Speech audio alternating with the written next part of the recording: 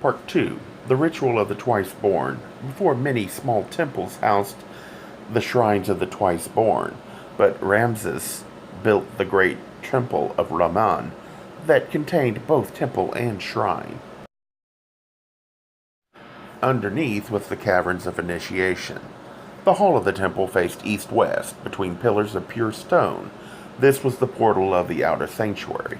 The symbol of the sun reminds me of the symbol of the Aten, worshipped by the heretic pharaoh Akhenaten.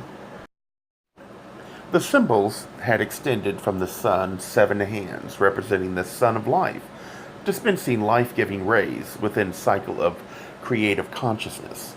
Behind the priest was representations of 10 rays of power.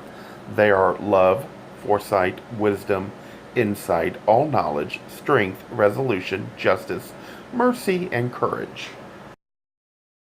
SOF 2:9. Though previously the shrines of the twice-born had been concealed in the smaller temples, when Ramses built the great temple of Ramon, it contained within itself both temple and shrine of the all-highest God.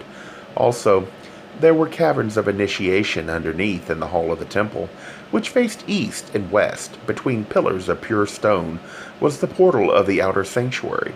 As the sun rises in the east to give life to the day, so was the devoted priest placed in the east of the sanctuary to open the services of worship and to instruct, like a father, those who came to him with understanding. In the ceiling above the candidates was the symbol of the sun, and from it extended 7 hands. This represented the sun of life, dispensing the vitalizing forces of life from their font within the circle of creative consciousness.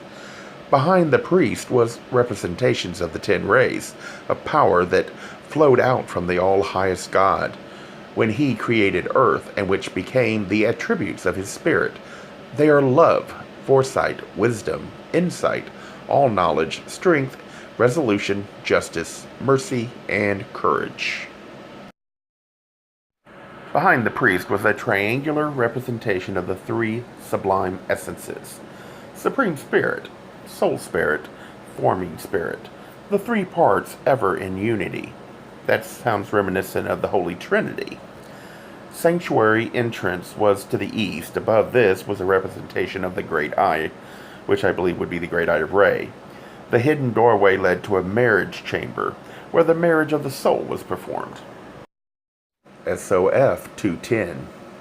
Between the devoted priest and the wall behind him was the triangular representation of the 3 sublime essences: the Supreme Spirit, Soul Spirit, and Forming Spirit, the 3 parts of spirit ever in unity.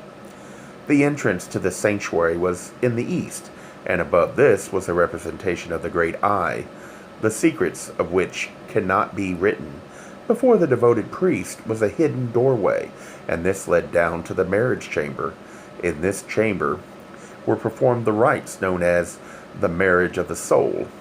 Here, too, spiritual nourishment could be inhaled through fragrant smoke of incense, prepared from secret essences and ingredients which activate life.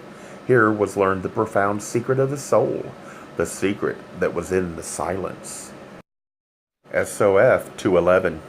Behind the sacred place in the temple, behind the place of flame, was the thrice hidden door, and this led down to the chambers of darkness, which were before the caverns of initiation.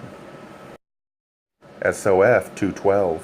Before the first chamber of darkness, there was an antechamber containing a small lamp and light. Cut on the walls were representations of life and spirit. The candidate had studied with the priest of the upper temple for 7 years and been observed by one of the twice-born for 7 years. Now, here in the antechamber, he became an anointed one. SOF 2:13. The anointed one went into the first chamber of darkness for testing by one of the twice-born of a lesser order. Here, it was discovered whether he truly desired the great illumination and whether he had all earthly desires and ambitions under control. Here, he was warned of the dangers he would have to face and was tested for courage and fortitude. Before him now, there was only one choice: victory or death. This was the chamber of the red light. Behind the sacred place in the temple was thrice hidden door, leading to a chamber of darkness. The first chamber of darkness contained a small lamp and a light with carvings depicting representations of life and spirit. The anointed one was accompanied by a twice-born of a lesser order to establish if he truly desired to follow the path. That was the room of the red lamp. Next chamber, he was placed in a bath of cold water for a period determined by a lamp. This was the chamber of the purple light. SOF 215. The anointed one was admitted into the second chamber of darkness, and here he was uncovered and placed within a bath of cold water, where he remained for a period determined by the burning of a lamp. This was the chamber of the purple light. This drink might be the hallucinogenic drug meant to have an out-of-body experience. This will be the end of part 2. The next part is to enter the caverns of initiation, part 3.